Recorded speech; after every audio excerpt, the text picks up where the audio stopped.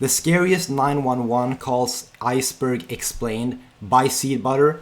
I already reacted to one of Seed Butter's videos, okay, about the, what was it, like the scary science iceberg, I think. So that's kind of why I picked this video out. This guy makes amazing iceberg videos, so definitely check him out, definitely subscribe. And without further ado, let's get into it. If you find yourself calling emergency services, it's already probably one of the worst days of your life. A 911 call is one of the most critical moments in an emergency response, and as such, they are often crucial pieces of evidence in court. Sometimes they showcase the situation in the rawest, most emotional tone possible.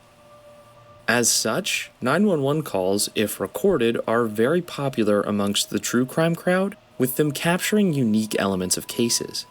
Today's Iceberg focuses on some of the most mysterious and terrifying 911 calls yet. I was very selective I can't wait, with this bro. list I made. All of these calls stand out for being strange or otherworldly, or about a unique threat, or otherwise just capturing something odd or terrifying. I've avoided calls about big tragedies, so no, there's nothing about 9/11 or school violence, for example. I've also avoided a lot of these confession-type phone calls where someone just calmly explains that they've murdered someone. I felt that they sort of showed off the same type of thing. Anyway, I've really tried to dig deep for interesting ones, and as we get deeper and deeper down the list, they'll go from fascinating to downright disturbing and unsolved.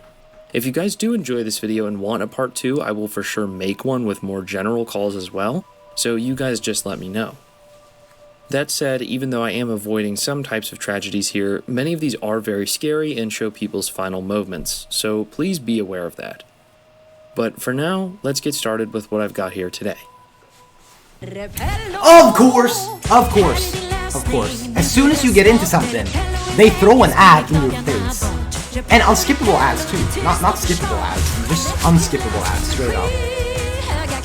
Guys, I'm not buying YouTube Premium. How rich do you think I am? I'm not buying YouTube Premium, no. Bo aldrig på samma våning som chefen och boka alltid dina resor med hotels.com. De ger nämligen en bonusnatt för var 10:e natt du bor. Så efter konferensen med Erik från ekonomiavdelningen så kan du boka in en natt någonstans. Bro, I couldn't even skip the ad. What? It literally froze up right before the skip button popped up, bro. That was insane. I thought my stream just fucking crashed. My bad. Before I get into the meat and potatoes of this iceberg, I do want to quickly thank you guys for watching, and I'll ask that if you enjoyed this video, to please consider subscribing. Hold on. I'm subscribed to him, right? Okay, no. Nope, I was not subscribed to him apparently. Wow, that's insane. I literally just told you guys to subscribe to him and I wasn't even subscribed myself. Yeah, do what I just did. Press the subscribe button. This guy clearly is very humble, so. Inches away from 100,000 subscribers, and it would be fantastic if we could hit that milestone and then smash it. So that's all for now, and thank you all for sticking around. Let's get into it.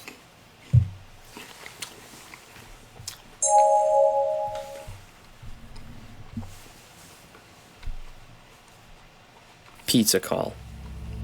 This is not only one of the most well-known 911 calls out there, but it's also a sort of meme now. The original pizza phone call, which I'm about to play here, happened on November 13th of 2019 in Oregon, Ohio. Contrary to what most people think, the woman who made the call and ordered the pizza was not actually the domestic violence victim, but her daughter, and was calling on behalf of her mother. Let's go ahead and take a listen. Oregon 911. I would like to order a pizza at... You called 911 to order a pizza? Yeah, apartment... This is the wrong number to call for a pizza. No, you're not. I'm getting you now. The other guy still there? Yeah. I need a large pizza. All right. How about medical? You need medical? No.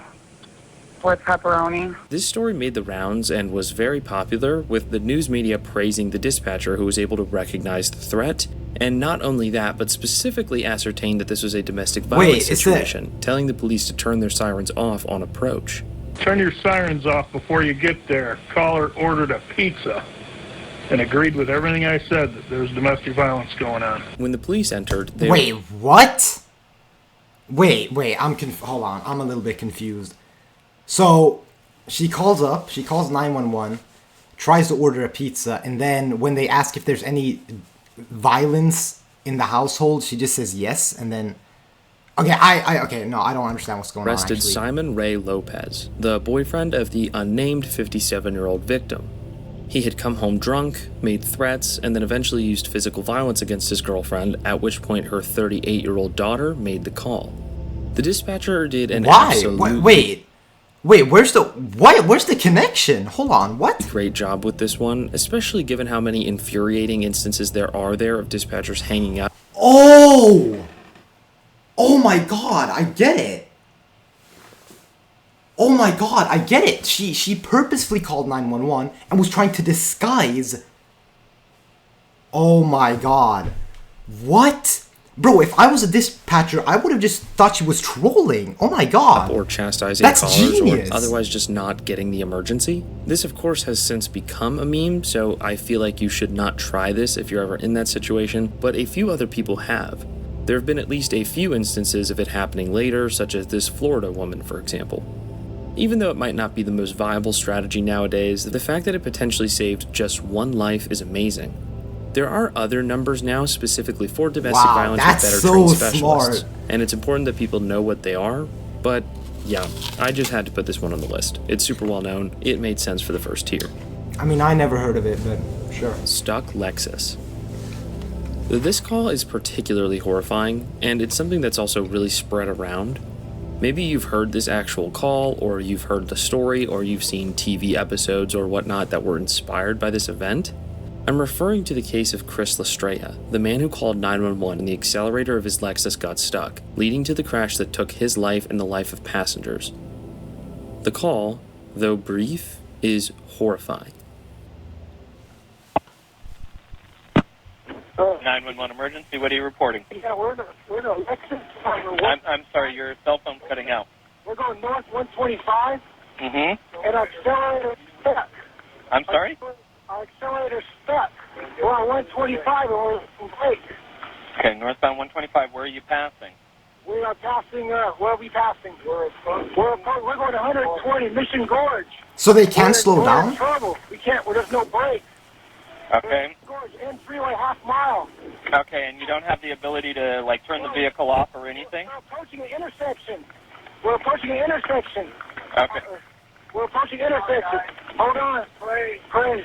Oh, shoot. Oh. Okay. Hello? Nah. That crash would result in 4 deaths. And to make things worse, this happened a few other times. There was a famous case of this woman driving a Kia SUV, though she eventually managed to shut it off and get out safely. Now you might be thinking, when this happens, why do people not just shift into neutral? And honestly, yeah, you're right on the money. Panic is an insane feeling, and people often just fall back on what they've practiced. It seems crazy that, for example, this woman could call 911 for help, but couldn't force her car into neutral. But if that's the only thing you practice or you know what to do in an emergency, that's what you'll end up doing. Okay, so I don't really know, like, I haven't taken my driver's license yet, so I don't really know how a car works, but I'm guessing maybe, like, this neutral mode he's talking about, maybe it's like you pull the lever and maybe, like, all the, like, the engine stops or something, because I'm assuming the accelerator is the pedal that, you know, you press to make the car go forward, so if the accelerator gets stuck, you know, it somehow, like, just, yeah, it gets stuck and it will just continue to go forward. So I'm guessing that's what happened. But yeah, I don't know, because I've never driven a car before, believe it or not. A lot of these cases don't have, like, public results of forensic investigations into the cars themselves. These incidents then make the company look terrible, so I do believe a lot of the time they just try and settle or fix the incidents, then make the company look terrible. See?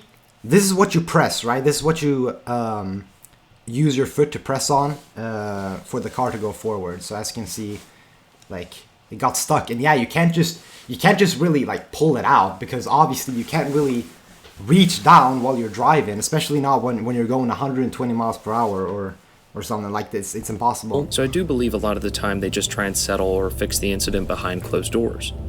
With the Kia case, for example, Kia said they could not replicate the incident. Wow, that's so scary. Imagine a lot of Americans just don't deeply understand being how in cars that car, work, bro. only knowing how to get to and from places. A lot of people might not know that, for example, putting your car in neutral would take the engine out of gear, or that most modern brakes are more powerful than the engine, so you can still use them if your accelerator is stuck. However, in the specific case of the Lexus crash, it does appear that the stuck accelerator was Toyota's fault. They'd actually been having problems with floor mats making these stuck accelerators, but once more the guy still panicked and couldn't force the car into neutral. Of course, we can't know if there was something specifically wrong with the car, but it is important that we teach people how to actually deal with this problem so that it doesn't happen again. But yeah, this one in particular is probably one of the scariest on the Iceberg. I only put it up so high because it's really well known. He says well known, but like, I've never heard of these. Like, dude, if I haven't heard... Yo, I'm just gonna mute this shit. If I haven't heard of the well-known ones, bro, imagine the unknown ones, bro. They must be absolutely diabolical. Good lord! Okay. Add support the creator. Add support the creator. Add support the creator. Phantom funeral home call. Alright, this one barely qualifies as a 911 call, but I wanted to throw it up here. It's pretty high up, as you might have heard of it from the many articles that have been written about it. But basically, a call came through to 911 that sounded like this.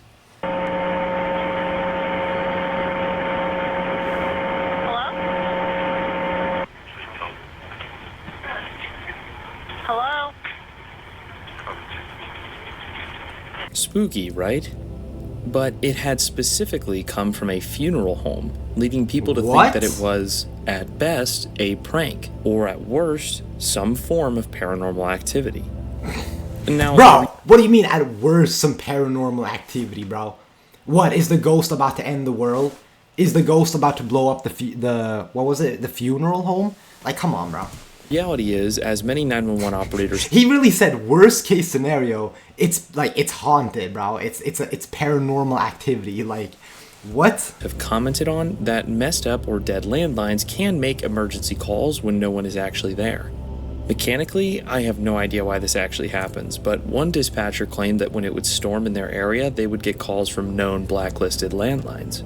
Again, I don't fully understand the mechanism behind this, and surely those Phantom 911 calls could happen for different reasons. One suggestion was that water causes shorts, which can in turn create a dial tone, usually on much older landlines. Why that results in a call to 911 specifically, though, is anyone's guess. This one in particular does have some sound. I don't think it's speech, but I do think it's looping. If anyone has any theories on it, though, do let me know.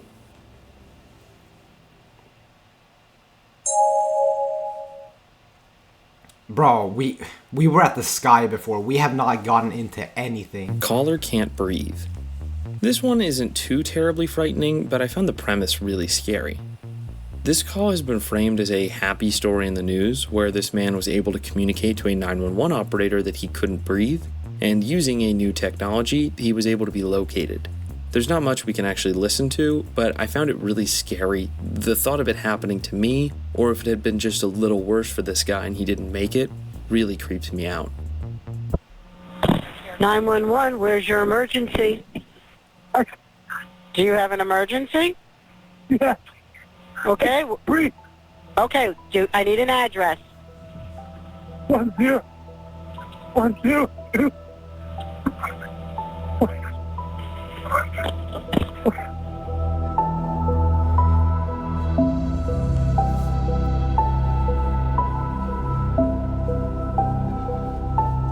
Let me see. Let me try and see if I can get your address without you talking. Hold on a second for me. Is it 10102? Yeah. Okay. Wait, how did they... Can you tell me your first name? Jeremy.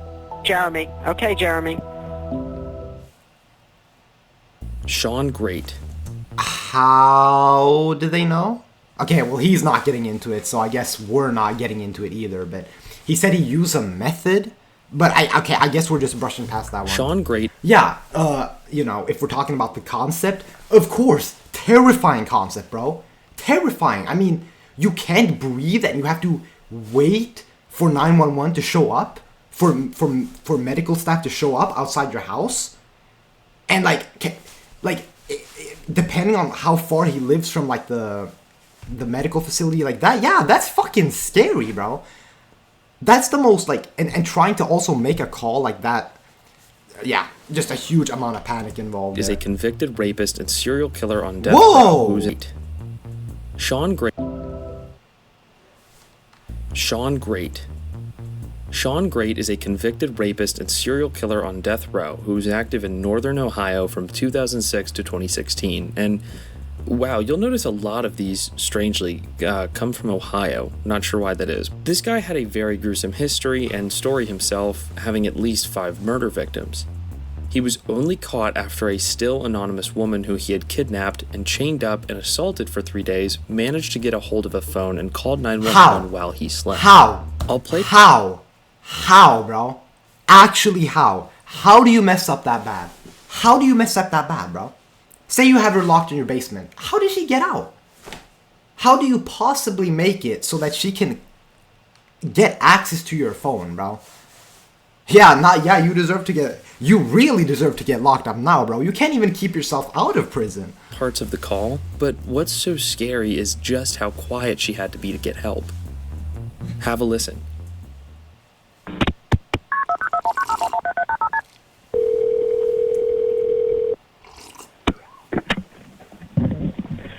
What is the address to your emergency? By the Fourth Street Laundromat. What is it? Fourth Street Laundromat. What's the problem?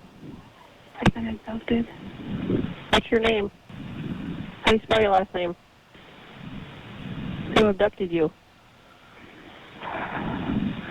Sean Green. You said John Green? Sean Great.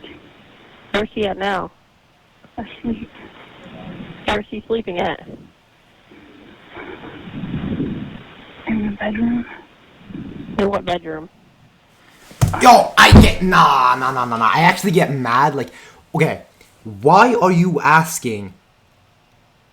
Okay, like, okay, I'm not a 911 caller. I'm not a dispatcher. Okay, I don't know this stuff.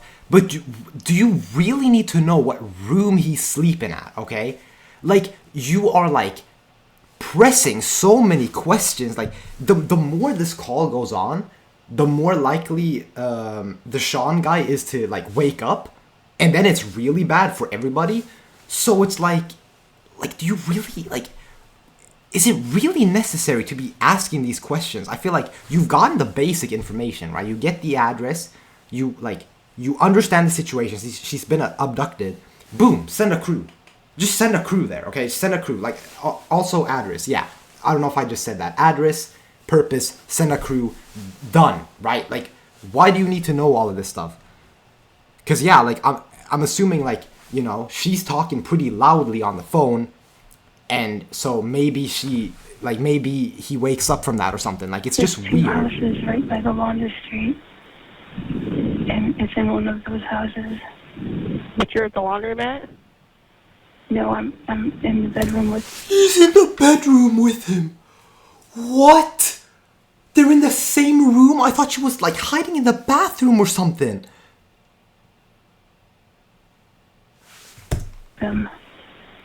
What color's the house? Did she just ask what color is the house? You have to be joking, right? Didn't she just tell you the address? Not knowing the exact address, she had to describe her okay. Okay, my bad. Location. My bad. Is it across? My bad. Okay, that's actually my fault. I take accountability. Looking at the laundromat, which way is it? If you're looking in the laundromat, it's one on the left of the two. You don't know what color the house is? Later on in the call, we'd actually hear police bust in. They had nearly walked past the house and had to double back.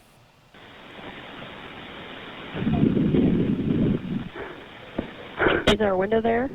Yeah, I'm looking out and they tell me to come back. She said, hurry. She said to hurry up and come back. Can you? Yeah, they can see me if they come to it. The door is locked. No, the bedroom door had no door handle. This one, it's locked. You can't get out. Can you unlock the door at all? Att det är Halloween samma kväll hjälper lite. If hjälper mycket. Another round. Yeah, I knew it was gonna be another one. I knew it was gonna be another one!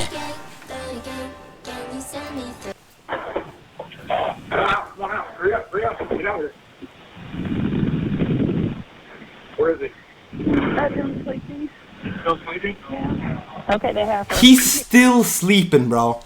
Yeah, if there's anything lucky about this story, it's that this guy is probably one of the heaviest sleepers I've ever seen. Yeah, he did not wake up from the victim calling the dispatcher and talking for like, I don't even know how long. And then he didn't even wake up when the police entered his home. Like, yeah, okay. Yeah, you are lucky for that. By the end of it, the woman was saved and Great was arrested. The town would go on to later destroy the home. As brave as she was, the call is just terrifying, but help was able to come quickly, which is awesome to see. John Gallegos. John Gallegos, a Venezuelan man living in New York City, heard a crash from his apartment and rushed to the window, just in time to see a massive crane fall on top of him. In his own words, he described not being able to do anything, seeing it fall on top of him and being buried alive, thinking he was dead. This was the 911 call he made, which was later... He survived a crane falling on top of him. Are we dead ass? ...used in court when William Rapetti was being charged with 7 counts of manslaughter. Hold on, did I miss something? Seeing it fall on top of him and being buried alive, thinking he was dead. This was the 911 call he made, which was later used in court when William Rapetti was being charged with 7 counts of manslaughter. Wait, hold on. So you're telling me that this guy dropped a crane? Okay, no, I have to find out what this is about. What the hell is this? Police operator 1152 is the emergency. Hello? Please? Help me, please. A building fall off. I'm in here. Please help me. Sir, hello. I can't understand you. You have to stop crying. Sir, what borough are you in? Are you in Manhattan? Yes, and the building just fell off. Please help me. Sir, a building fell on you? Yes, on 50th Street and 2nd Avenue. East 58th Street and 2nd Avenue? 50. 50 Street and 2nd Avenue? Yes. The building is on top of you? Yes. Bro, what? I can move. Sir. Oh no! This all occurred in 2008, during a crane collapse disaster that killed 7 people. Prosecutors blamed the master operator, saying he used weak slings to hold the crane down. However, his legal team proved a different model, instead blaming the crane collapse on I-beams which stabilized the crane and were out of Rapetti's control. Not only that, but they found that a city crane inspector had stated that he inspected the crane, but actually didn't. Rapetti was supported by the widows of the lost construction workers, saying they were all friends, with one going so far as to state that the only thing worse than losing her husband would be seeing Rapetti go to jail for it as well. Regardless of the court outcome, it's still a tragedy and the call is no less terrifying. Wow! So the crane just fell off, and they were suspecting that guy of like maybe like setting it up so that it would fall or something. Like, I guess that's what the court case was about. Because I was about to say, like, if some guy purposefully dropped a crane on a building, purposefully, that is a different, like, that is like a fucking crime that I've ever heard of. But I don't know, it didn't really seem like that was the case. Caller was badly injured. He eventually recovered. Bro, imagine that guy. He can go to his friends and brag about surviving a fucking crane crash. Like, do you know what a flex that is? Surviving a fucking a crane being fallen on top of you. You survive that. That is like the biggest flex ever.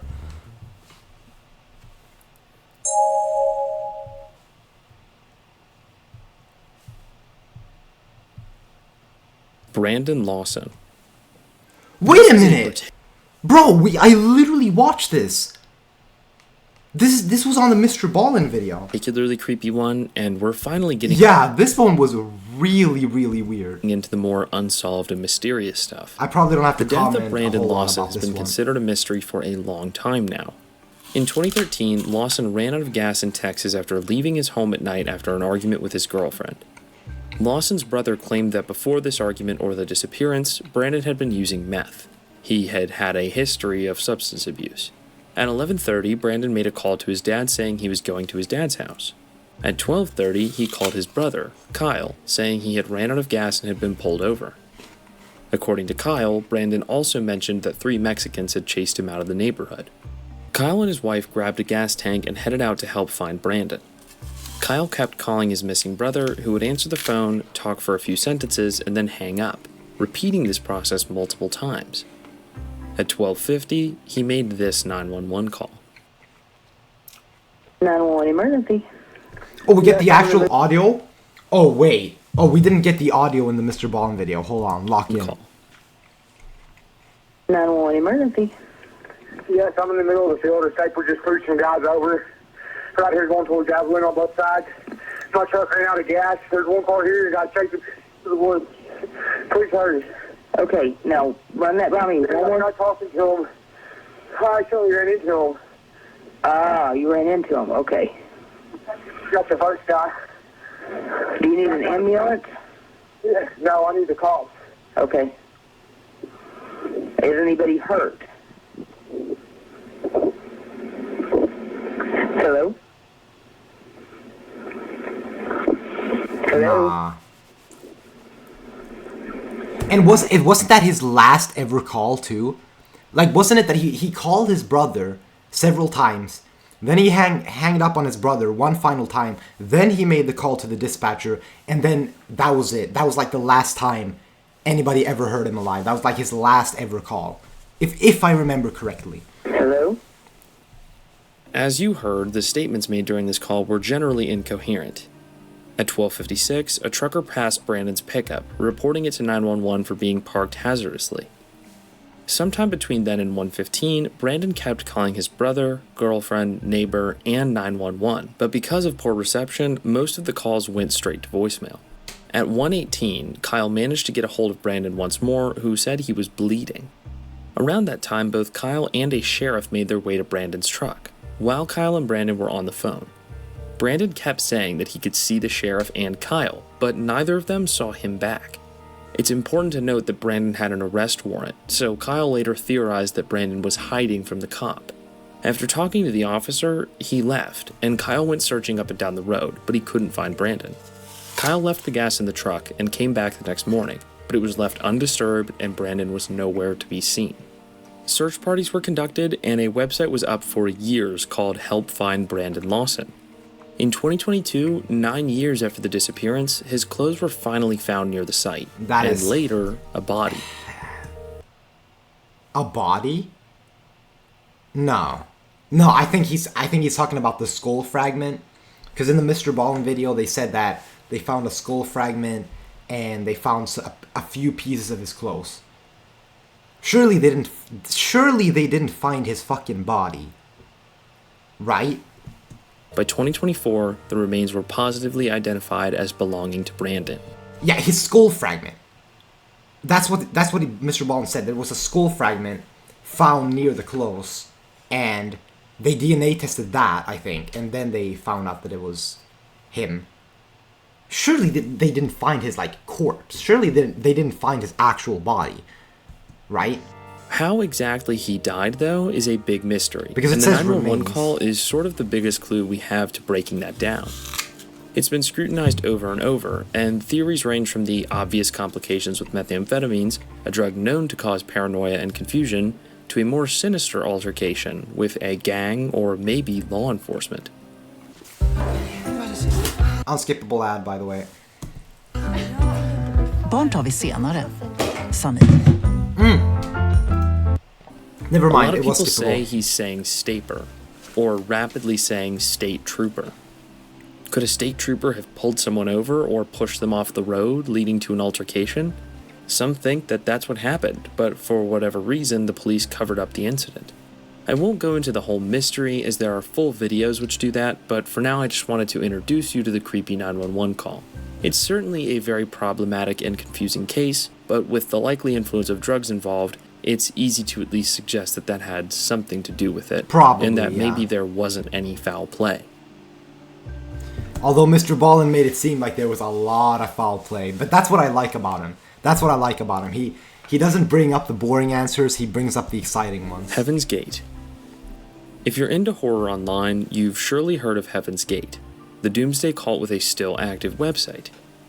On the dreadful night where so many members took their lives, the leader, Marshall Applewhite, had directed one member to stay behind and call 911 after the fact. This is that call. Whoa. Sheriff's Communications, Dispatcher 55. Hello? Hello? Yes, I need to report an anonymous tip. Who do I talk to? Okay. This is regarding what? This is regarding a mass suicide, and I can give you the address. Okay, what's the address? It's 18241 Colina. Wait, is this right before they're about to do it, or have they already done it? And Rancho Santa Fe. And at the house? At the house. Okay, what happened there? Well, I think there was a religious group that committed suicide. How long ago?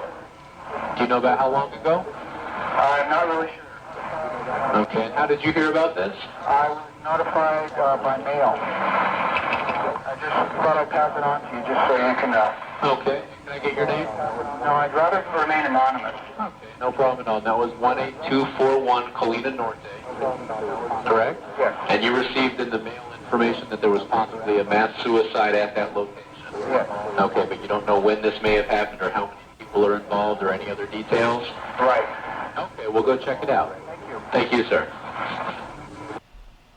The member, Rio D'Angelo, previously known as Richard Ford, had tried to do all this anonymously. However, his identity was quickly exposed, and though he was never arrested, he faced a media frenzy regarding what had happened. To this day, he maintains some involvement with Heaven's Gate, helping them maintain their website, managing some of their assets, and still, in his opinion, feels the presence of the leader. Burning Mannequin. The death of Benjamin Anderson is a very strange one. On December 31st of 2021, Benjamin went missing, having just hung out with friends and even made plans for New Year's the night before. His friends called for help on social media, and at 1:30 p.m. the same day, this 911 call was made by a driver passing by a house. 911, what's the address to your emergency? Let me see. I'm now in the desert off the 17 on Mesa Table. I'm not sure if it's a body or mannequin, but it looks like a body to me. I saw the smoke, and I thought to go look, and it looks like a body. It's on fire right now? Yes, it's on fire, and there's a fire. It's getting wider. Sadly, that burning mannequin was not a fake. Police responding to the call found the body of 41-year-old Benjamin Anderson. No one really knows how he ended up in that house, and there's a strange lack of information about the case. But just 3 weeks ago from working on this video, charges were finally filed against a father and son duo in relation to this murder. What? As of right now, police haven't explained the nature of these charges or why these people have been accused. And overall, it's just confusing. There's still really no public explanation of what happened. But the call itself just adds to the terror and confusion of this whole thing. It is nice to know that, even 4 years later, they are making progress. But this whole thing is weird.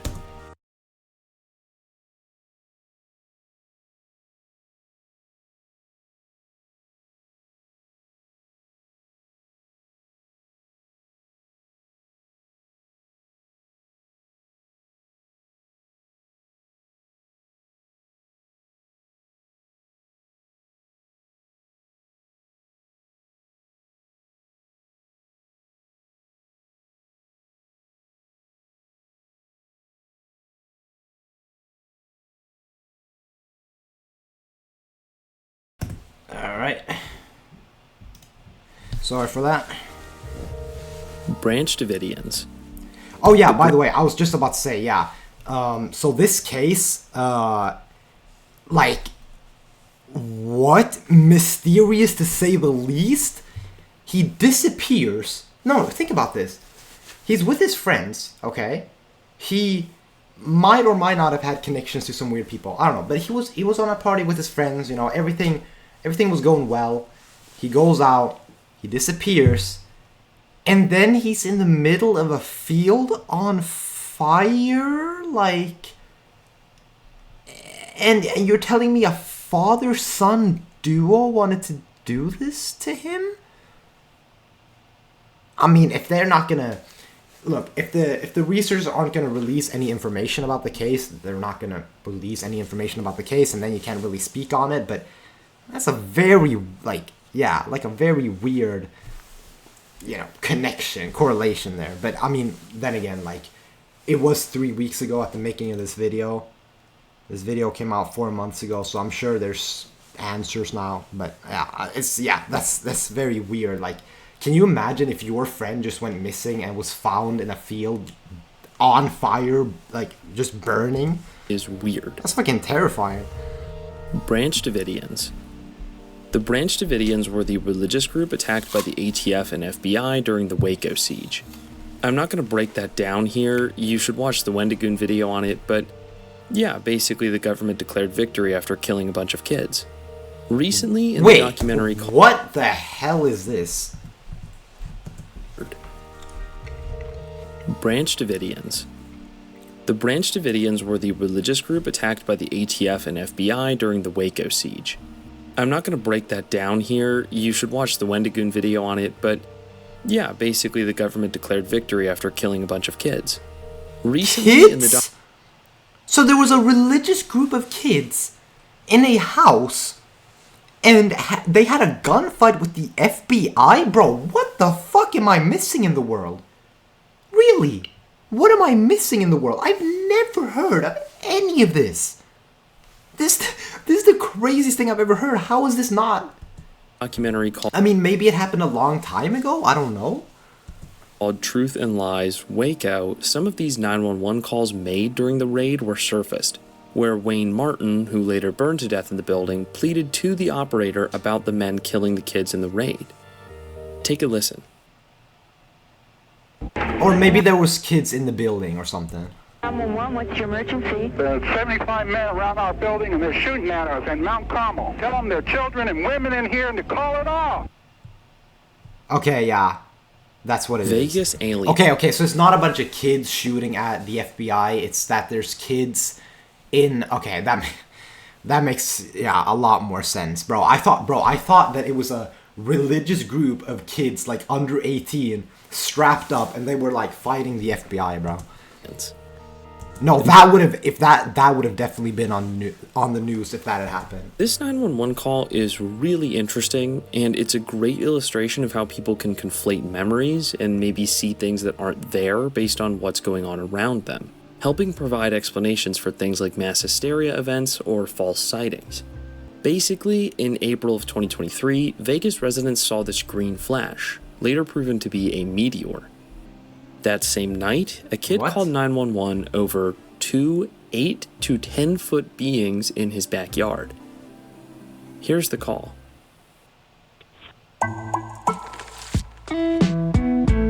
Alright. Let's hear it.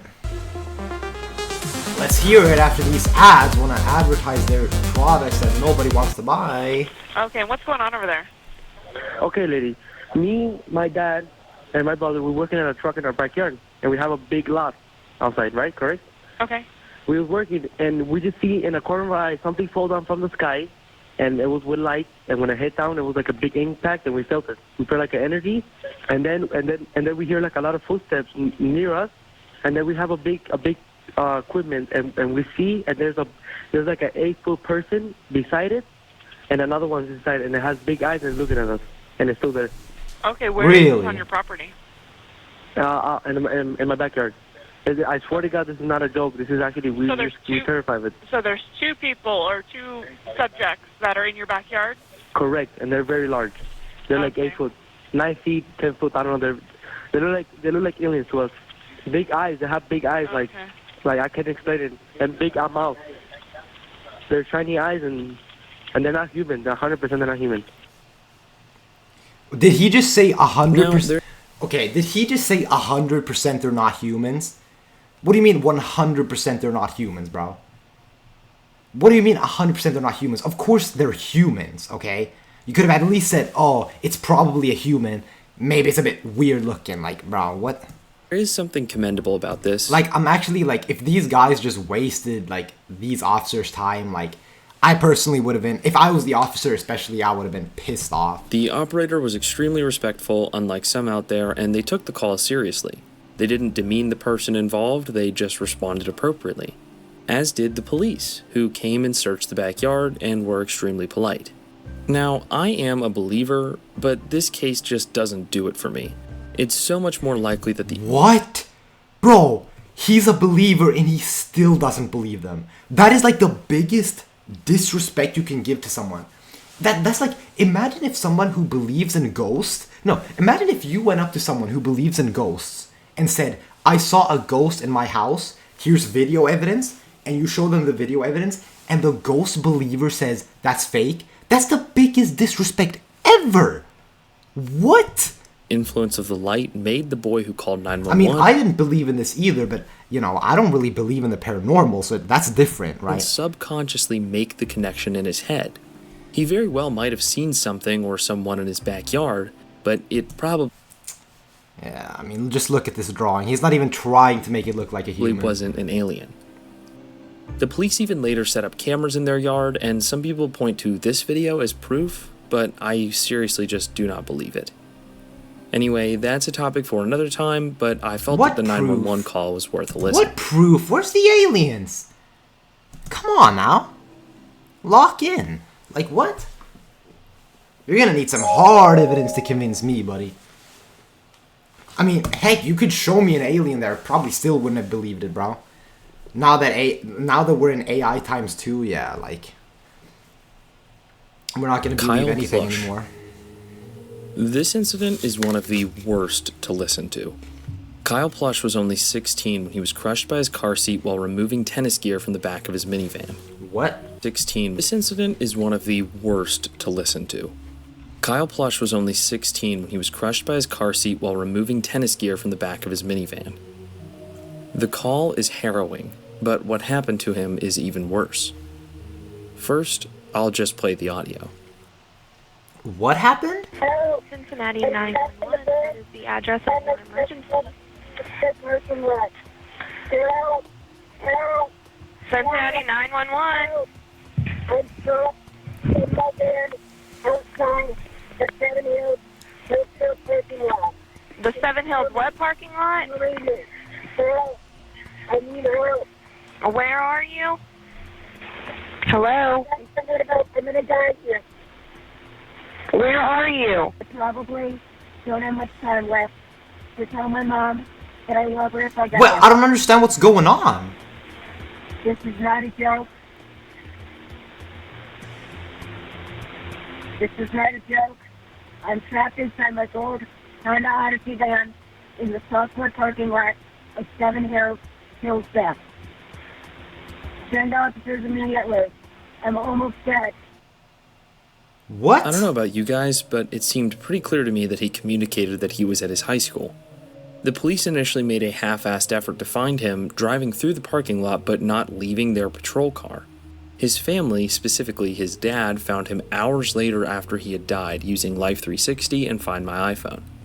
To a degree, the police thought it was some sort of prank call, which goes to show just how important it is for every 911 call to be taken seriously.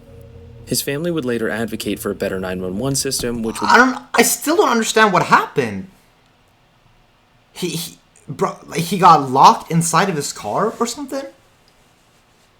Because, I mean, like, you can, like, I don't understand. Was he crushed between, like— use cell phone location data. Kyle was very brave and tried his best to get help, and this is a terrible situation in general. For anyone curious as to how he would have gotten killed back there, there is a breakdown of how specific— Bro, come on, bro. I don't know why sometimes this happens. I'm sorry, guys. You just have to refresh the page. And watch another unskippable ad, apparently. Sure. And there's another one coming up, by the way. Just so that you're aware. There's another one coming up.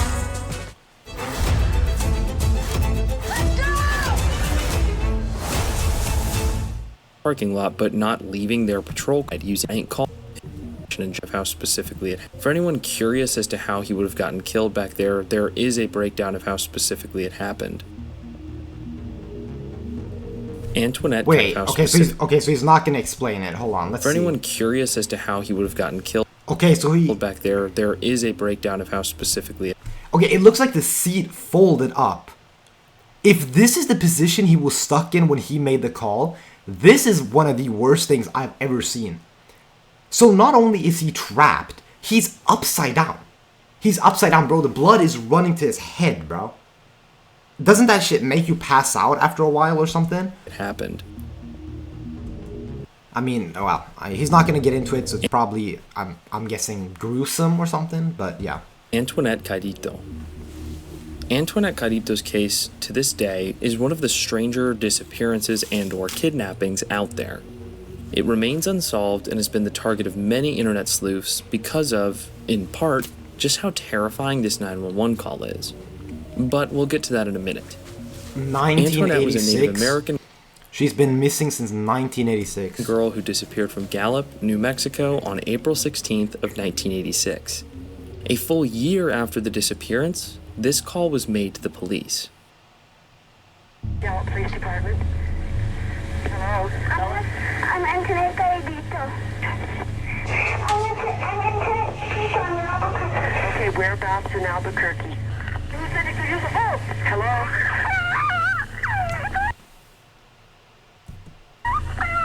Antoinette, where are you? Antoinette? Hello? Antoinette's mother... Rest in peace, okay? I don't know what happened, but this sounds like some kind of fucking abduction, bro. Insists that is as obvious as it gets. Voice is that of her daughter. From here, though, it gets weird. When questioned about the disappearance by police, the mother failed a polygraph test, leading some to suspect she or a boyfriend was involved, but to this day the case is unsolved. What is a polygraph test? And still open. Another weird fact is that her disabled older aunt also disappeared from Gallup, New Mexico, 3 years after Antoinette went missing. However, she was later found in Ciudad Juarez, Mexico, unharmed. Other details like the testimony of her and they had no connection? Little sister Wendy and some sightings have been considered, but like I said, it's a cold case. It probably involves human trafficking to some degree, and probably even the family, if I had to guess. But we probably won't ever know what really happened to her. Zanesville animals. I mean, we don't know what happened, but it sure as hell ain't a good situation, bro. Who said you could use the phone? Yeah, I don't know whether that's some kidnapping shit right there. The Zanesville animal incident is now something I've talked about 3 whole times on this channel. The other 2 times being the Appalachia Iceberg and the recent Creepy Signs Iceberg. That's the one. Hey, this is the one I saw, bro. Great video, by the way. However, what's making me talk about it today are the plethora of 911 calls during that time, which really stood out. For those of you who don't know about this event, essentially a keeper of wild animals released 18 Bengal tigers, 6 black bears, 2 grizzly bears, 2 wolves, a monkey, a baboon, 3 mountain lions, and 17 African lions. Sadly, all but a few of these animals were put down because of the danger to humans. Only the few left in their cages were taken to a zoo. People had many close-up encounters with these animals, with some people going so far as to try and hunt them or steal corpses. What? Here are some of the 911 calls from that day. We live next to Terry Thompson, and there's a bear and a lion out. There's a bear and a lion out? Yeah, right up behind us. Dispatcher room, may I help you? Got to sell a couple of those dumpies up there on the hill. It's a driveway. I don't know, it's not about a house that leads up there. There's 3, you can see 3 lines from up here. 911. Is there a bear or something loose right now? Okay, I think we're back. God knows what happened. God knows what happened. Okay, I was watching my own stream, and like these red messages started popping up, and then before I knew it, I wasn't even streaming anymore. So I think maybe that was a Twitch issue or something, but yeah, it seems like it's fixed. So I guess I'll continue streaming, but now I got 2 different VODs. I don't know, bro. I don't know. I mean, I'm just gonna continue reacting to this video and pretend like nothing ever happened. On the night of June 18th, 1982, 20-year-old Kelly Berg Dove was working alone at the Imperial gas station in Harrisburg, Virginia, when she repeatedly phoned police to report a man harassing her. First, she said he was bothering her. Then he mentioned someone dressed improperly, and finally she reported a man calling her from a payphone outside the gas station, once again harassing her. Just a minute or so after her last call, officers arrived to find the gas station empty, with her purse, magazine, and cigarette all on the counter, with no signs of struggle or robbery. Witnesses would later describe a suspicious young man with shoulder-length blonde hair driving a car just shortly before all of this. Despite decades of investigation, her disappearance remains unsolved. Hold on. Believe this. I'm not trying to get sidetracked. Despite This picture is really scary. Surely I'm not the only one freaked out by that. Decades of investigation, her disappearance remains unsolved, believed to be an abduction by someone who took advantage of her working alone.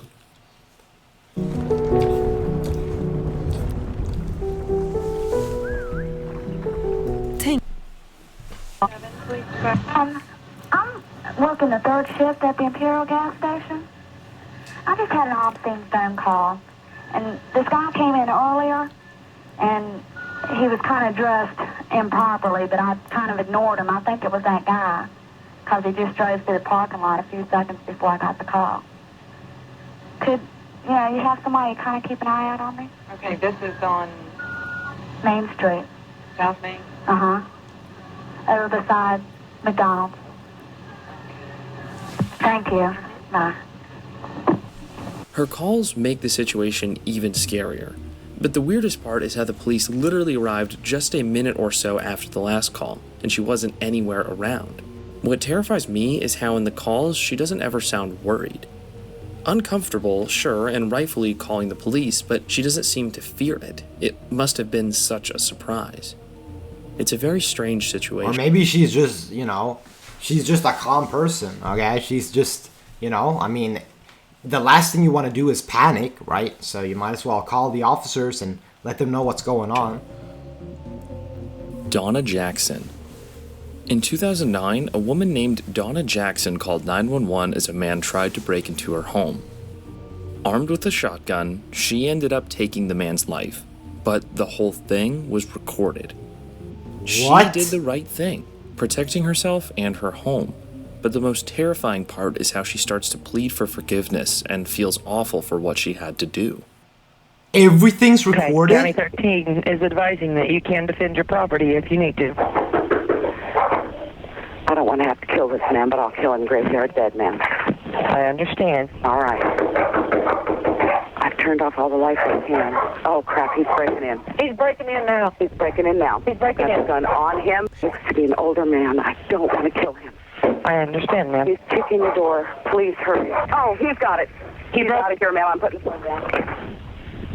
She hung up on me. He came through the window. He came through the door. He threw a chair through the door.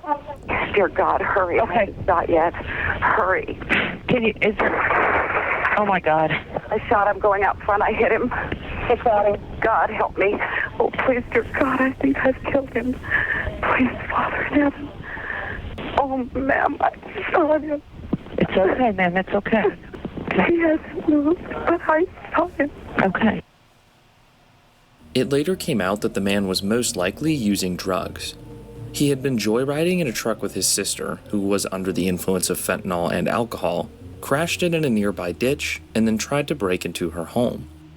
Oddly enough, there is an entirely different case from 2015 about another woman named Donna Jackson shooting her boyfriend, which was also reported on a 911 call. What? Though this one could have had a much worse ending, it's still an awful listen. I don't know, I feel like it's kind of fascinating. Like, I don't live in the States. I just find it fascinating that, you're just allowed to murk someone, right? You're allowed to take someone off the map, right? You have a gun in your house, and if somebody breaks in, you just slime them out. Like, it's just, yeah, it's a foreign concept to me.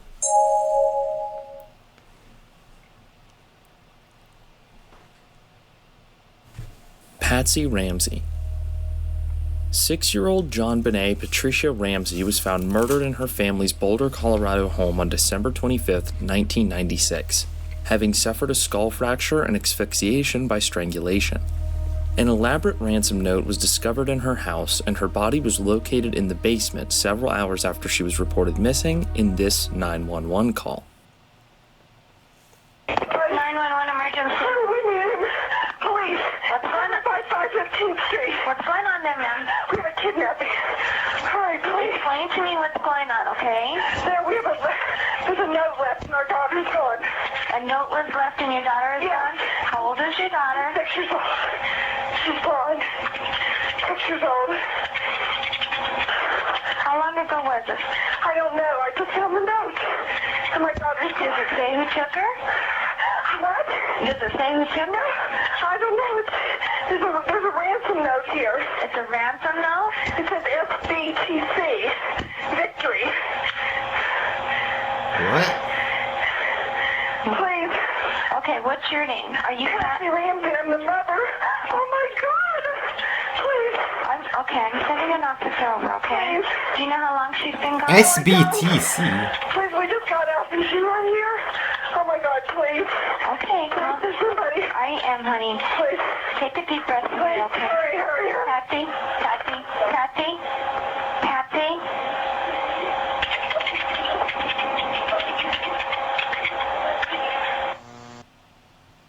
Investigations considered both intruder and family member theories, but for a long time, pretty much everyone thought the parents killed her and staged the setup. Why? Exhaustive DNA testing later excluded John, Patsy, and Burke Ramsey from key genetic evidence, leading prosecutors in 2008 to publicly state that the family was completely cleared, even apologizing for having accused them. A still unknown piece of male DNA was identified, potentially pointing towards a still unidentified suspect. It's still an open case, with updates posted occasionally, but it's not likely to ever be solved. Vakthunden Jens hjälper lite. Yo, imagine your daughter goes missing, your 6-year-old daughter goes missing, and you're freaking out, and then they accuse you for killing her, bro. No apology is gonna do them any good. The Miami zombie incident is a particularly disgusting event where Rudy Eugene attacked a homeless man, knocked him to the ground, and ate most of his face. I won't show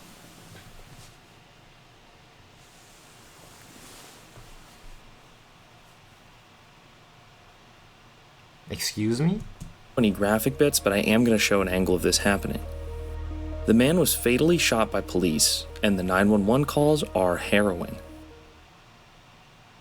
What is your emergency, ma'am? Listen, there's a naked man on the MacArthur Causeway, at the end of the causeway coming towards Biscayne Boulevard. He is beating another man to a pulp, like on top of the man, beating him. The man is bleeding.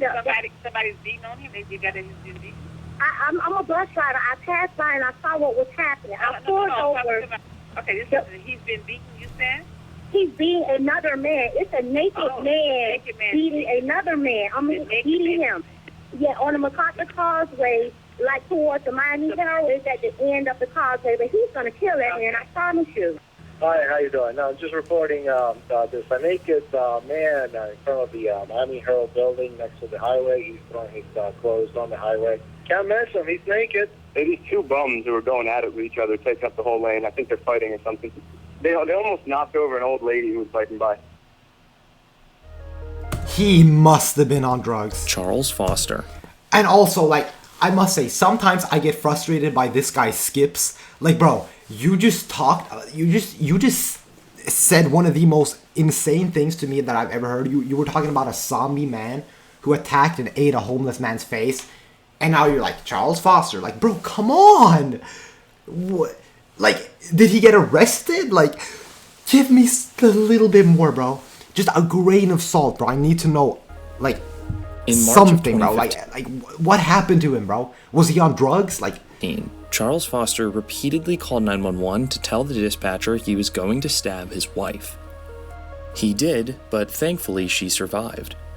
He was absolutely a dangerous and unstable person, and even had a previous domestic violence conviction about a roommate, and though I won't speculate on his mental health, there's clearly something wrong with him. And these set of calls really show exactly that. 911. Just a minute, please. You need police or ambulance there? Yes, ma'am. This is serious. Okay. Do you need police or an ambulance? Would you shut up and listen to me for a second? I'm trying to get you on my speakerphone so I can hear you. Bro, yes, old ass man, bro. He doesn't even know how to do This that. is serious. Okay. Stupid phone.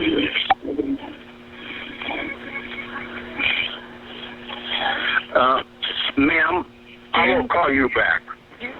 911. Good afternoon, ma'am. Hi, can I help you? My name is Charles Hendricks Foster. And, I am about ready to kill my wife. GG's. I have no idea what you would call them. Especially like because I'm assuming she's not dead yet. He basically said, I'm about to do it. But yeah, GG's. I guess this guy likes awkward situations because there's no reason to do this. In fact, this is, and he even stated his full name, so maybe he's trying to get a free ticket to life in prison. I don't know. I mean, we can talk about what his intentions are for hours, but I'm just saying, this is very, very weird behavior. What's your This address? is not a joke. Shut up and listen to me. Okay, first I need your address and then I'll shut up. Shut up and listen.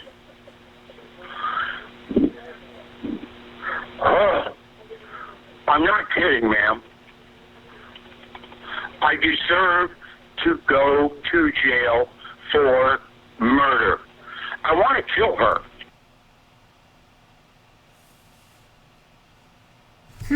Okay. Now we just received another piece of the puzzle here on what his intentions could be. I deserve to go to jail for murder.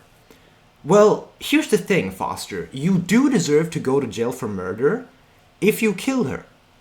But you haven't killed her yet. So, do you believe you deserve to go to jail even before you kill her? And so you might as well kill her because you deserve to go to jail for murder anyway. Or maybe he's on drugs. Like, at this point, he's just yapping, bro. He's just a yapping old man. Hey.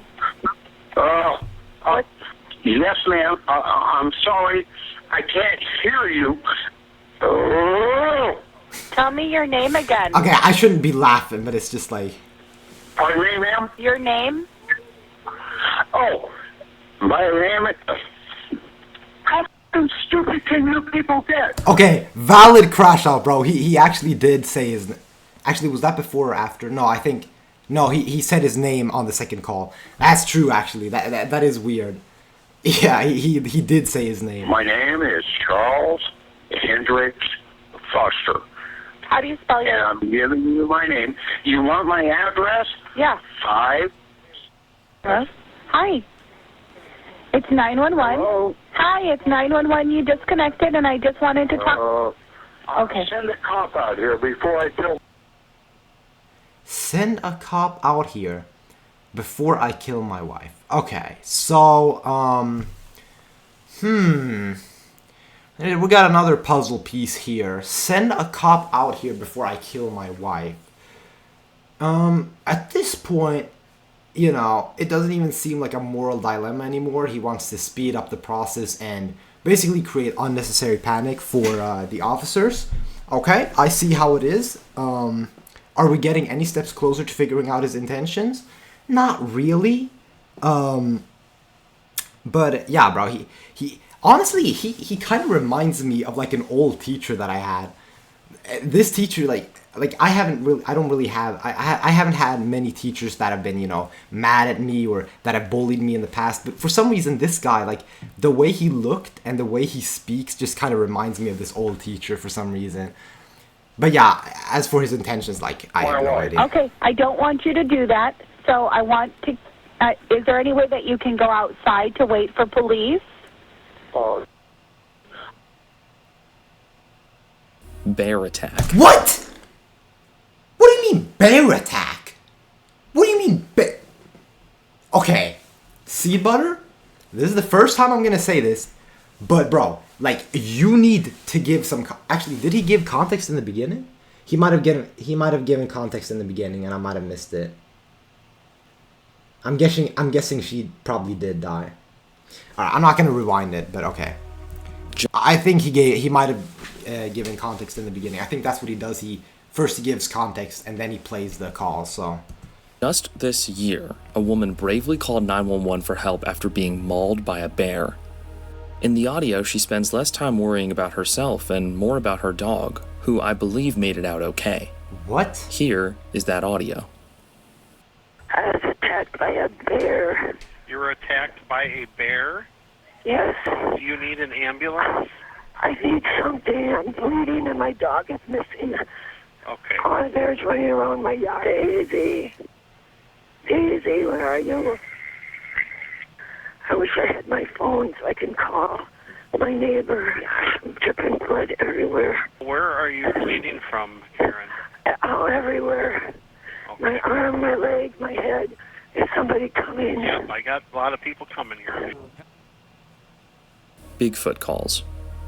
yeah, I mean, some people are just really calm. Like These are potentially some of the most iconic 911 it did kind of sound like her voice was like fucked up too, but then she might have been old. Like I don't know. calls of all time, so I had to put them here. For any Bigfoot or Sasquatch fans, you'll be familiar with this one. In 1997, in Washington state, a man made 2 calls to 911. The first to sadly report that his dog had been mauled to death, thrown over a fence unnaturally. Here is the audio. Barn tar vi senare. It's a long video, guys. There's gonna be a lot of ads. 911, what are you reporting? I got a strange going on out here. Something just killed my dog. Something killed your dog? My dog went flying through the air over the tree. I don't know how it did it. Okay. Damn it, I'm really confused. All I saw was my dog coming over the fence, and he was dead when she hit the ground. I didn't see any cars. All I saw was my dog coming over the fence. Later, he made this call, describing an encounter widely considered to be a run-in with a Sasquatch. I'll just go ahead and play this. 911, what are you reporting? With someone or something crawling around out here.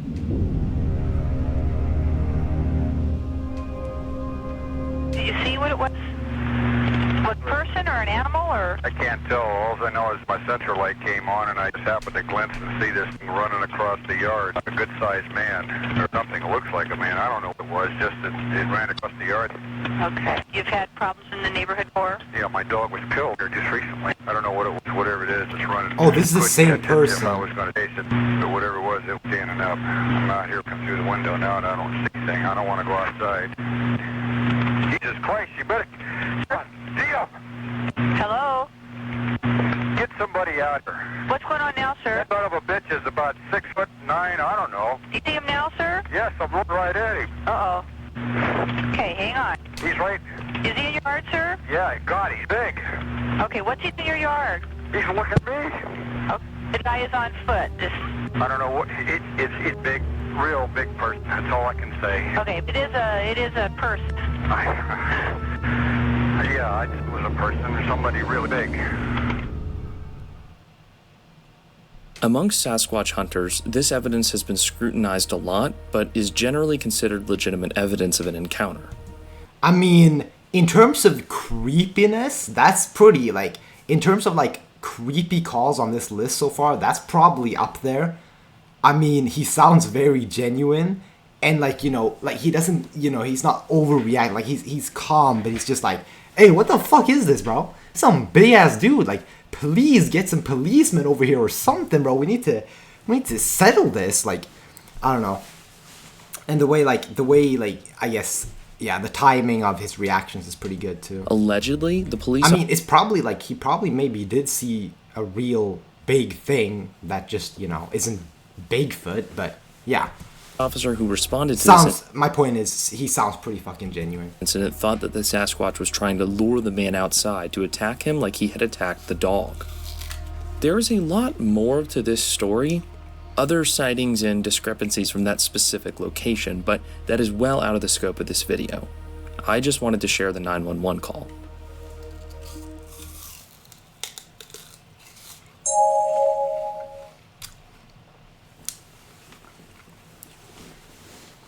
Ruth Price break-in. For the last year, I have saved a few legitimately terrifying ones. This one contains probably the most blood-curdling scream I've ever heard in my entire life. What? I'm just going to play it, and then I'll give some context. Oh, hell no! Oh, you are doing us dirty right now, Seed Butter. What the hell? This is Ruth Price of 3877. What's the problem, ma'am? Oh, well, there's some guy been checking the place out. How? Well, he went in the back. I have an apartment in the back, and he said he was looking for a guy. And he comes to my door, and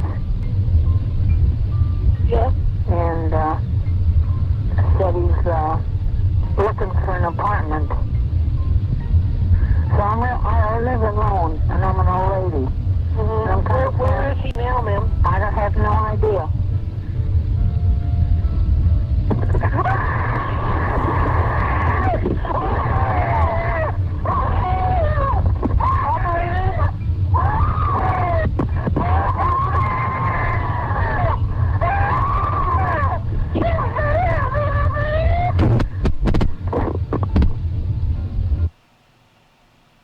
This one is really interesting because there was actually a lot of misinformation and confusion about it. To begin, this case has been extensively examined on YouTube and the internet, mostly because of just how terrifying it is. So over time, 45 years' time as a matter of fact, things have been thrown into the story that were never true, like calling it the murder of Ruth Price. She was not killed, and the only piece of context we ever had was just this phone call. People assumed, for example, that since she never said her address, she must have been killed. Other people thought the whole thing was fake and that it was just a call made up for training 911 operators. Other people would make theories and posts on Reddit, with one person making the interesting suggestion that it might not have even been a 911 call at all, but a call to an operator. They then theorized that 911 instructors created a rumor that this tape entailed a woman's murder just to dramatize it. So this is not technically solved insofar as we have not heard from the woman herself, but the community is almost certain that we do have an answer to what this actually is. One user did a lot of digging and found an obituary for Ruth Price, and when later investigating that person, found a matching article in the San Diego Evening Tribune that mentions her being assaulted, not killed. That poster linked the article, but it was in a Google Drive folder and I can't currently find it. The actual case was from 1980, and she survived the encounter. There's a couple videos about this, including one by Barely Sociable, but yeah, she survived relatively unharmed. She was just super scared, as you might imagine. Yeah, I mean... Give me a second, guys. Let the ad do its thing. Weepy... I mean, scared is an understatement. That takes the cake. I mean, without context, takes the cake. Yeah, it takes the cake so far. It says by far, and then number 2 is probably that Bigfoot guy. Like, are we serious? Like, if I was the dispatcher / operator, might have just quit my job right there. I mean, that is the... Like, the way that she was completely calm. The way she's just completely calm, speaking calmly, speaking coherently, okay? To just that out of nowhere. Yeah, bro, nah, I might have actually quit my... I might have actually quit my job as a fucking dispatcher. Like, Of course. What are we talking about? Voiced killer. I have generally avoided 911 confession calls, but this one in particular was really worth mentioning, and it's so terrible that I just wanted to share some here today. Okay. Paul Michael Stefani was a serial killer active in the early 80s. After killing, he would call the police and confess, and this demeanor earned him his nickname. The way he talks makes him sound like a literal demon or supervillain. I'll just play a couple of these and let you see what I mean. Don't talk, just listen. I'm sorry what I did to Compton. I couldn't help it. Don't know why I had to stab her. I am so upset about it. I keep getting drunk every night. I can't believe it. It's just like a big dream. I can't think of being locked up. If I get locked up, I'll kill myself. I'd rather kill myself than get locked up. I'll try not to kill anybody else. Fire emergency. Please don't talk, just listen. I'm sorry I killed that girl. I stabbed her 40 times. Kimberly Compton was the first one. Over I don't know what's the matter with me. I'm sick. I'm going to kill myself, I think. Where are you? If somebody dies with a hook straight on, it's me. I killed both of them. I'm sorry. I'll never make it to heaven. Okay. First of all, this is not a supervillain. Okay? This is a little bitch, bro. There is not... Even if he was trying to war a farm, it probably would have sounded corny. But guess what? All that I've been hearing so far is complete and utter wailing. Wailing, alright? Like the kind of shit like your 5-year-old kid would do when he doesn't get his ice cream for dessert. That's what I heard. That's what I heard from this man. So that's first of all. Second of all, I'll never make it to heaven.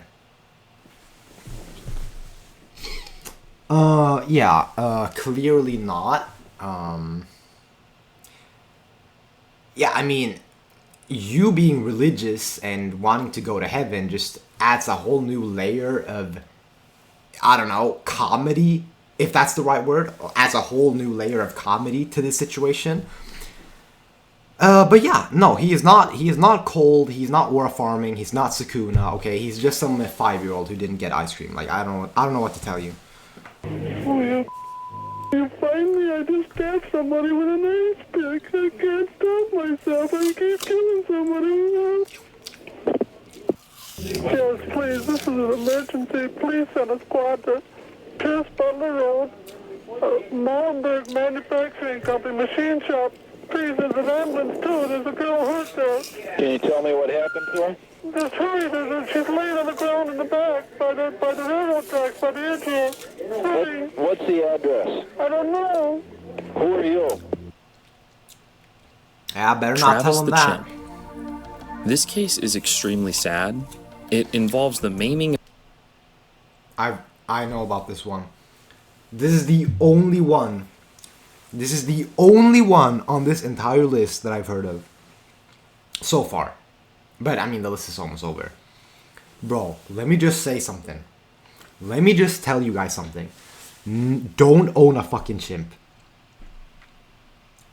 If you're for some reason thinking about getting a chimpanzee as a pet, don't do it. Don't trust me on this. Usually, I would say do whatever you want, but not a chimp. Literally, get a gorilla at that point. Literally, it's safer. It's actually safer to have a gorilla as a pet at this point.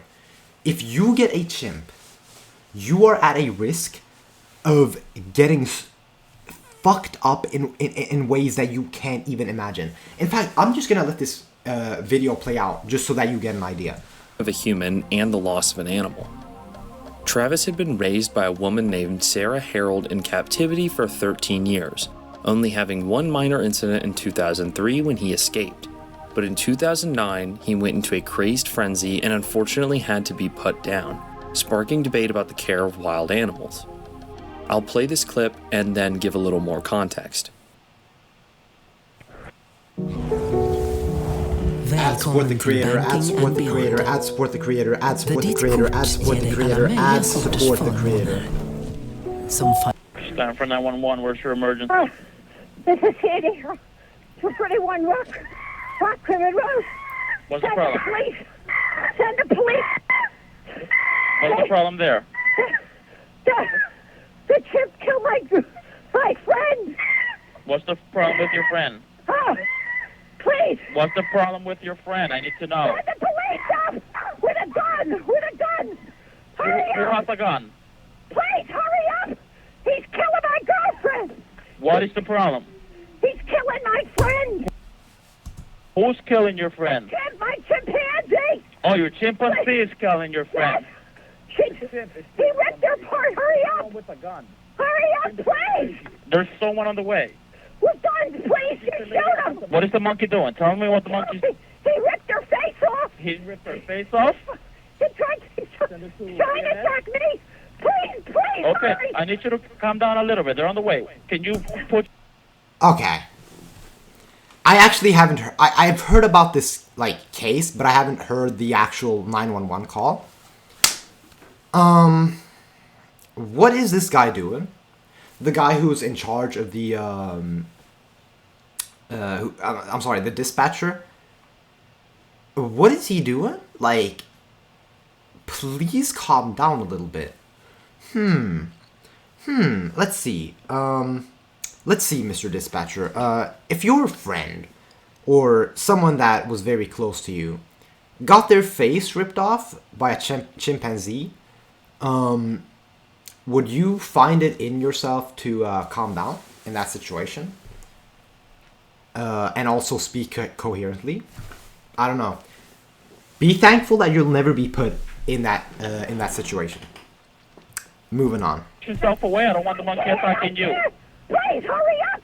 Listen to me! They're on the way, ma'am. They gotta shoot him, please! Please, hurry! You're there with your friend. I need you to help your friend. Can you go help your friend? I can't! He tried to attack me now! Is he still there with your friend? Yes. Okay, so then back off. Then don't get any closer, okay? They're already on the way. Please. If the monkey moves away from your friend, let me know, okay? So we can try to help your friend. No, please tell them. Shoot him because he's going to try to attack me now. Please tell him to kill him, please. They did, Sandra. They're shooting at him already, okay? But he's not dead. I know. They will continue until he's dead, okay? I just need you to stay on the phone with me and breathe. He's not dead. Though there's not any one reason why Travis snapped, he was under the influence of medication for Lyme disease and had also been given Xanax. The woman he attacked was trying out a new hairstyle, which may have confused him. Sandra tried to stop the attack, beating and eventually stabbing the monkey, which she described as extremely emotionally difficult. After she hurt him, she believed her friend to already be dead, so she ran and hid in her car, but later peeking and finding that she was very much alive but having her face eaten off. The 911 call... I don't know if he's gonna show the images of her on YouTube, but if... I'm gonna double check if he does, because it's absolutely disgusting. Okay, it doesn't look like he's gonna do that. Bro, like, you can search this up if you want, but... Okay, on your own risk, okay? If you want to search this case up and search up the woman that Travis attacked, like, trust me, it's not for snowflakes, okay? Like, her face, especially in some images, because, like, she got, like, a... What do you call it? Like a made-up face to make her look normal again. But before she got that treatment, her face was fucking gone. Like, completely gone. It's one of the most disturbing things I've ever seen in my life to this day. So just at your own risk. The operator thought it was a prank for a second, but eventually got the hint and dispatched an officer. The responding officer shot Travis 4 times, after which he crawled inside the house, laid down near his cage, and died. Caring for wild animals is sort of like juggling loaded handguns. Everyone loves it, it's a ton of fun, and works 99% of the time, but that one time you mess it up, it will lead to insane... Yeah, and also, like, it's a chimp, okay? It's a fucking chimp. Like, chimps are probably some of the most like diabolical and brutal animals out there. So yeah, if you're having a chimp as a pet and the chimp snaps, it's it's GG's 100%. Horrible consequences and can get people killed. This is obviously horrible for the injured person, but also the monkey itself. I think this is one of those situations where, as much as you love these animals, the only appropriate way to interact with them is under the proper care of a zoologist or a professional. They do not belong in our suburban homes. Facts! And to me, that's obvious, but bro, what does the word obvious even mean to people these days? But anyway, this isn't a spot for my judgment. I just wanted to show you the 911 call. It's not human. This is actually the call that inspired me to make this video in its entirety. What? This call occurred in 2021, but has recently resurfaced in popularity. I believe there was recently an interview with the responding sheriff that popped up recently and sort of spread on social media, which is where I found it. Let's play it, and then I'll talk about what happened. Okay, once again, I don't know about this one. Alright. I almost want to put an ad counter in my videos, but I'm way too lazy. Center County 911, what's the address of your emergency? I'm driving on 210. I just crossed the Black River, and I thought I saw a guy standing on the side of the road bleeding. Okay, where are you at, sir? I'm on 210. I just crossed the Black River. I'm heading towards 53E. I just passed Patriots Launch. Okay, so you're over near Morse Creek? Yes. Okay. And did you saw a man standing on the side of the road?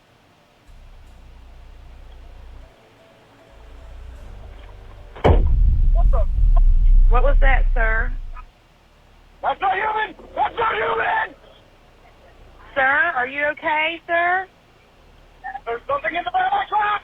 Okay, what's in the road? No, it's not in the road, it's in my truck. In the bed. There's something in the bed of your truck? Yes, ma'am, I just turned on my bed light for my truck and there's something in my bed. Okay, sir, when you say something, what do you mean? I just knocked it off of the bed of my truck and went over my roof. Okay, what was it?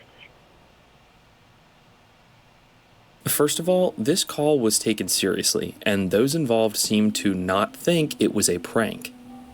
According to the caller, officers corroborated that his car had actually been scratched by this creature, theorized by some to be either a rake or a skinwalker.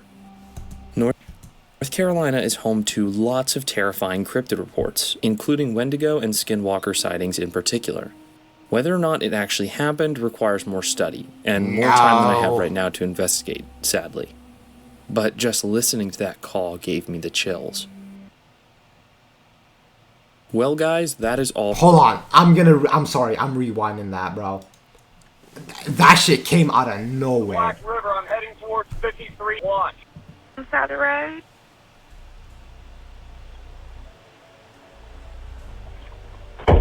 What the?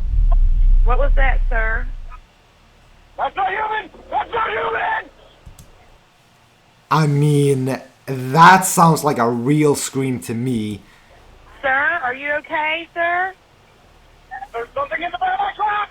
Okay, what's in the road? No, it's not in the road, it's in my truck. In the bed. There's something in the bed of your truck? Yes, ma'am, I just turned on my bed light for my truck and... Okay, but what happened to the guy? Like, these are the kind of questions that you need to ask. What happened to this guy? They said that they took this case seriously. So I'm assuming they sent people out there, and what? They didn't find the guy he was missing? Something in my bed. Okay, sir, when you say something, what do you mean? I just knocked it off of the bed of my truck and went over my roof. Okay, what was it? First of all, this call was taken seriously, and those involved seemed to not think it was a prank. According to the caller, officers corroborated that his car had actually been scratched by this creature, theorized by some to be either a rake or a skinwalker. North Carolina is home to lots of terrifying cryptid reports, including Wendigo and Skinwalker sightings in particular. Whether or not it actually happened requires more study, and more time than I have right now to investigate, sadly. But just listening to that call gave me the chills. Well guys, that is all for this Iceberg today. I really appreciate you watching, and I encourage you to subscribe and stick around as I'll be dropping a new Iceberg very soon. I won't say what that is here, but if you join our Discord server, which is linked in the description, you'll get a sneak peek at what it is. If you enjoyed the video, the best way you could support me is by subscribing to my alt channel, and if you really want to, joining my Patreon. Doing so will grant you exclusive updates, early uploads, and a special thank you at the end of every single video. Alright, I also just want to say that with the end of this video also comes the end of my stream. It's annoying that it cut off there in the middle, but whatever, like, I'm not gaining anything on Twitch anyway, so the most important thing is that I just, you know, fuse two clips together to make one full clip. And yeah, like, once again, my commentary was not on top, but great video nonetheless, okay? Amazing video nonetheless. I mean, come on, like, almost an hour video. Like, please show some respect to this guy. And yeah, without further ado, that's it for me. Make sure you subscribe to Seed Butter. If you're seeing this, you made it this far in the video, maybe subscribe to me. I mean, hey, subscribers ain't bad, you know.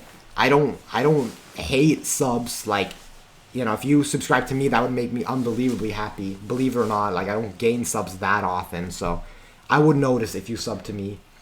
And yeah, man, without further ado, peace.